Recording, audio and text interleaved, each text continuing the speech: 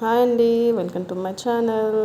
ఈరోజు నేను కొత్త రెసిపీతో వచ్చాను. మినపగారెలు, పొట్టు మినపప్పు గారెలు అండి. ఇవి నైట్ నానబెట్టుకున్నాను నేను. ఇది దగ్గర దగ్గర 1/2 kg పైనే ఉందండి మినపప్పు. వాటర్ లేకుండా మనం మిక్సీ చేసుకోవాలి.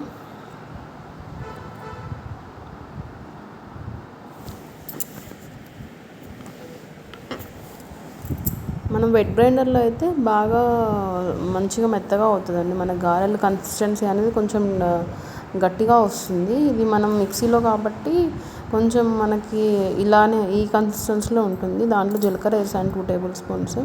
అల్లం కట్ చేసి పెట్టుకున్నాను నేను, ఒకటే అల్లం చిన్న గడ్డ. మిరపకాయలు కూడా ఒక 10 to 15 తీసుకున్నానండి స్పైసీ కోసం. కరివేపాకు చిన్న చిన్నగా ముక్కలు చేసి పెట్టుకున్నాను. అలానే ఆనియన్స్ అండి, 3-4 ఆనియన్స్ నేను కట్ చేసి పెట్టుకున్నాను చిన్న చిన్నగా. సాల్ట్ వేసాను తగినంత.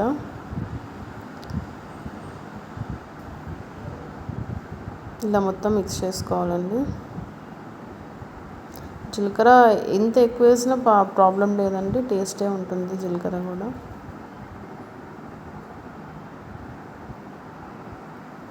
కడాయి పెట్టుకున్నాను స్టవ్ మీద, ఆయిల్ తీసుకున్నాను. ఆల్రెడీ హీట్ అయిపోయింది కడాయి.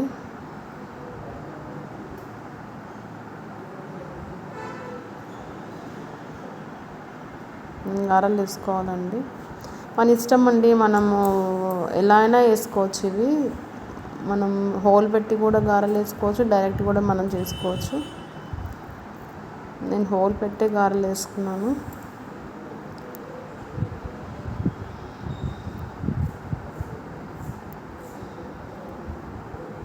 ఇది చాలా ఫైబర్ ఉంటుందండి. మనము మినపప్పు పొట్టుతోని మినపప్పు గారెలు చేసుకుంటే పొట్టులోనే మనకు ఫైబర్ ఉంటుంది. పిల్లలకు చాలా హెల్దీ అది.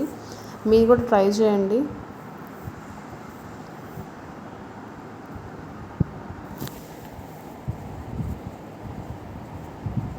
మీరు నాకు సపోర్ట్ చేస్తారంటే కొత్త కొత్త రెసిపీస్ తోటి నేను వస్తానండి.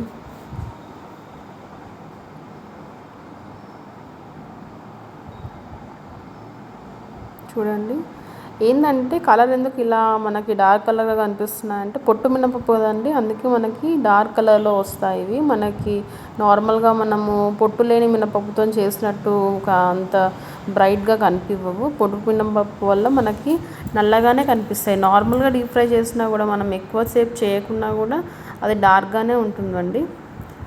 చూడండి ఎంత బాగా వేగాయో. అది మనకి పిండే కొంచెం నల్లగా వస్తుంది కాబట్టి మన గారెలు కూడా నల్లగా కనిపిస్తాయి.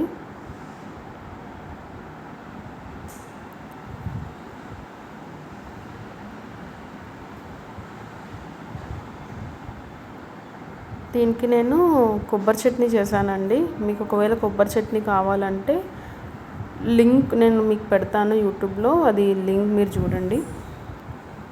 చాలా ఈజీ ప్రాసెస్ అండి, చాలా టేస్టీగా అయ్యాయి. సేమ్ నార్మల్ గారెల్లానే ఉన్నాయి ఇవి కూడా. మీకు నా వీడియో నచ్చినట్టయితే లైక్ చేయండి, షేర్ చేయండి, అండ్ నా ఛానల్ని సబ్స్క్రైబ్ చేయండి. Thank you.